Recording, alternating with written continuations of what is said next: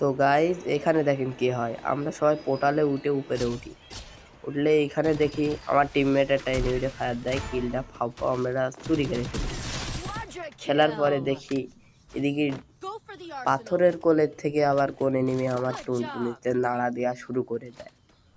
না পেরে আমি পিছন মুখে ফিরে ভাবি এর টুনটুনিটা উধাও করবো, তো পারি না, বডি শট দিয়ে কিলটা ফেলে নিতে আর কি। এদিকে আমার টিমমেট আমারে গালাগালি দিয়ে মাইরা। অবশেষে আমারও দেখি আকাশ থেকে একটি প্লেয়ার নামছে, তাকে আমি একটি বডি শট ড্যামেজ দিয়ে ফেলি।